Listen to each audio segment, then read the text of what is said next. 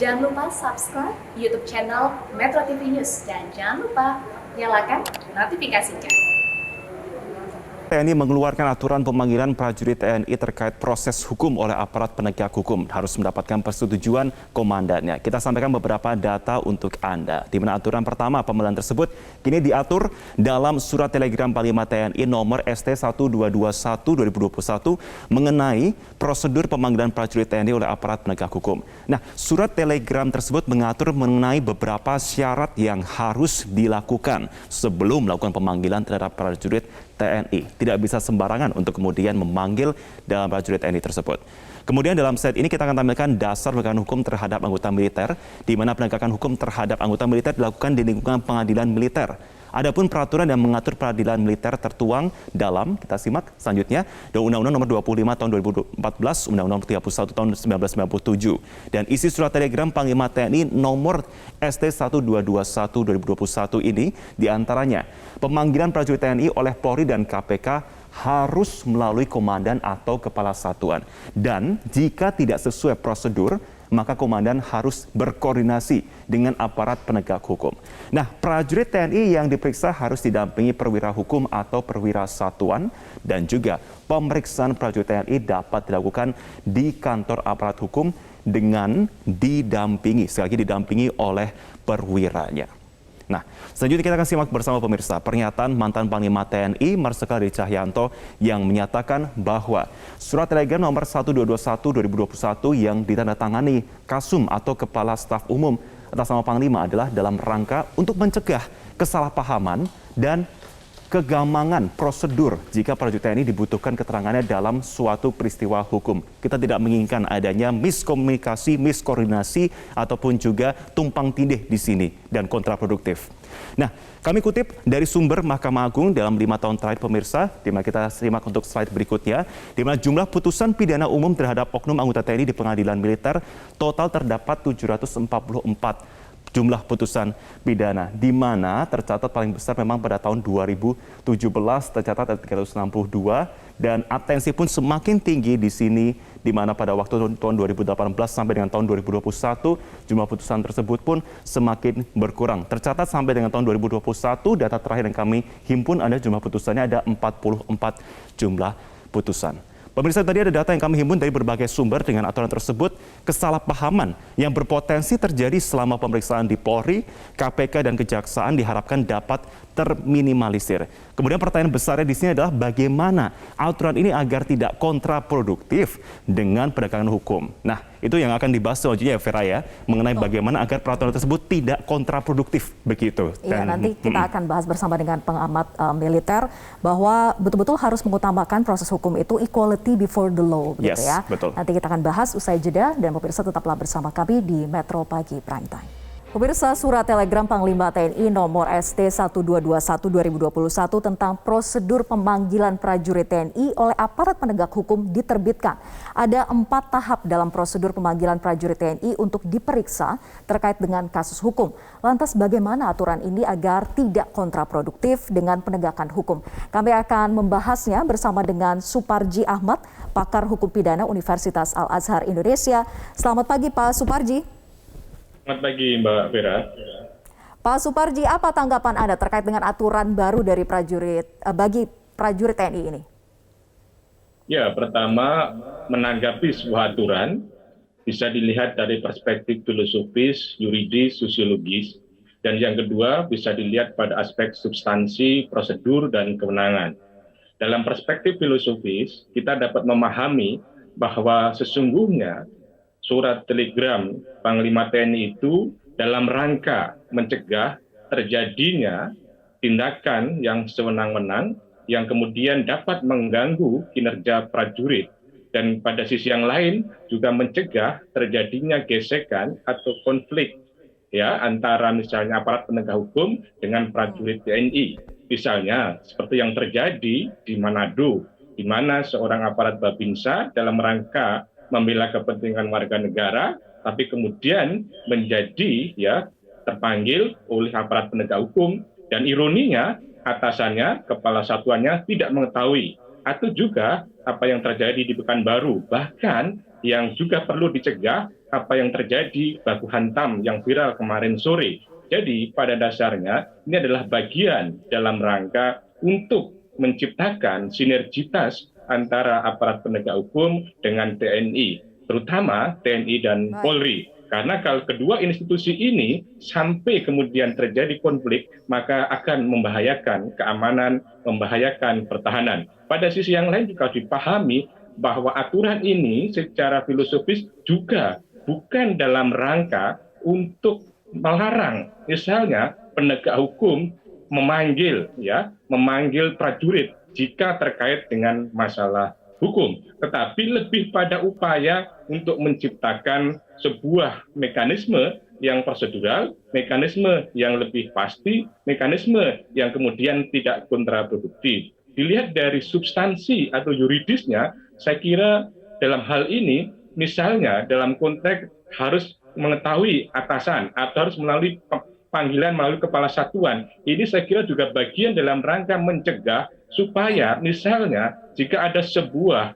satuan anak buahnya dipanggil terus kemudian kepala satuannya tidak tahu, maka ini juga akan beresiko karena kepala satuan atasan bertanggung jawab pada anak buahnya. Pada sisi yang lain juga bisa berdampak kalau seorang anak buah, seorang prajurit tiba-tiba dipanggil kemudian meninggalkan tugas, juga bisa membahayakan. Saya kira adalah perspektif yuridis bagaimana pengetahuan atasan, kepala satuannya, dan juga kemudian adanya pendampingan, dan kemudian juga bisa di kantor penegak hukum dan sebagainya, itu adalah bagian dari sebuah mekanisme yuridis untuk panggilan prajurit atau TNI, gitu Mbak.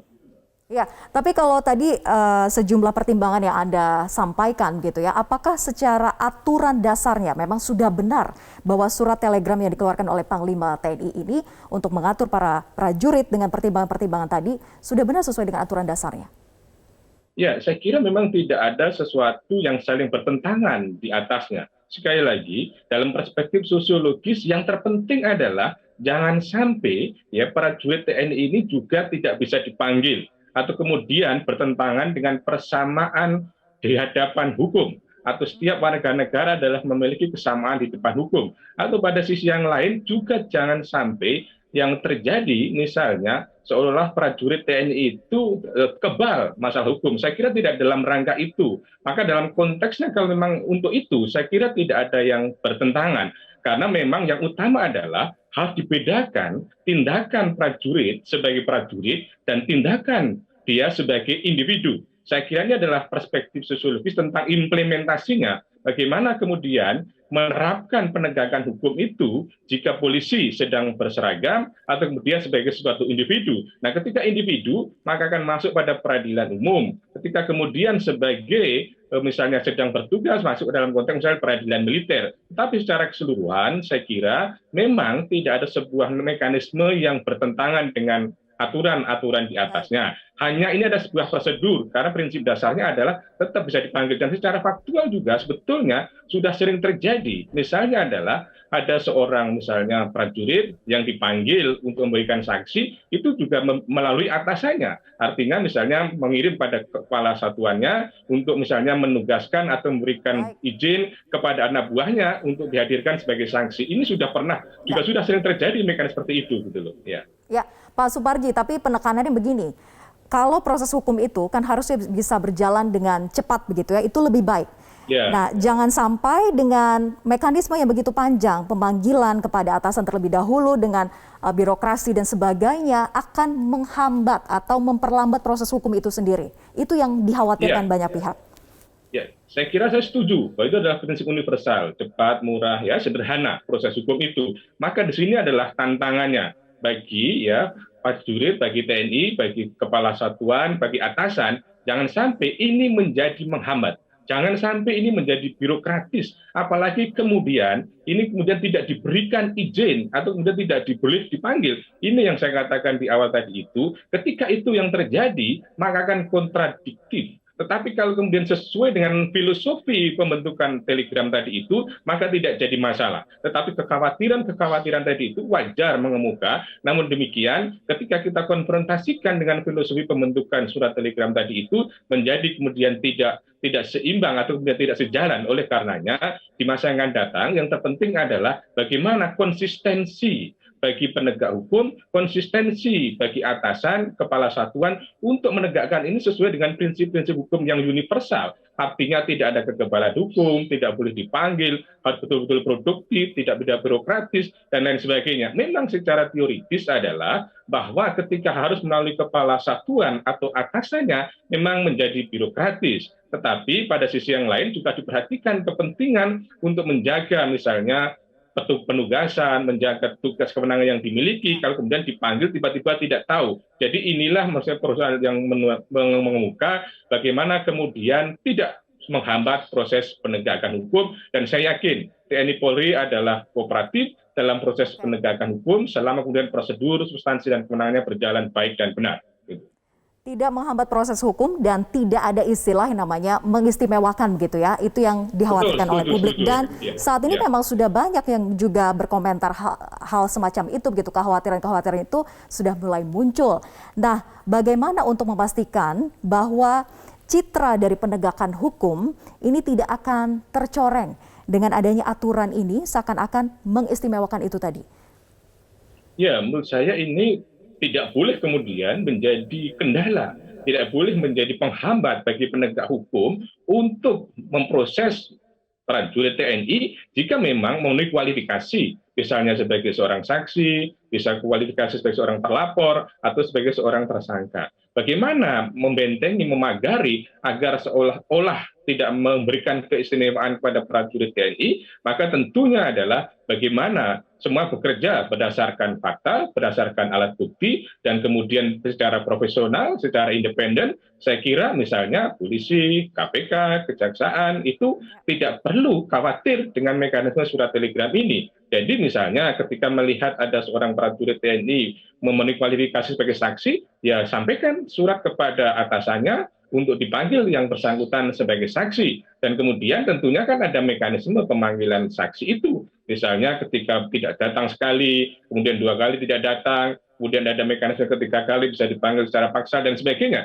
Saya kira salah satu mekanisme untuk menegakkan hukum agar tidak terbelenggu dengan adanya surat telegram ini tadi adalah konsistensi pada hukum yang berlaku, misalnya antara lain KUHP dan aturan-aturan sektoral yang lain, misalnya Undang-Undang KPK, Undang-Undang Kepolisian, ada Undang-Undang Kejaksaan, itu adalah sebagai mekanisme, sebagai satu batu uji untuk menegakkan konsistensi aturan itu tadi. Gitu. Oke, artinya bahwa penegak hukum baik itu Polri maupun juga KPK harus fokus saja begitu ya, memprioritaskan asas equality before the law dan mengutamakan proses hukum itu betul-betul berjalan dengan sesuai aturan dan cepat gitu ya, tidak terkendala dengan aturan pemanggilan atasan terlebih dahulu, komandannya dulu yang harus mengetahui begitu ya, Pak Suparji?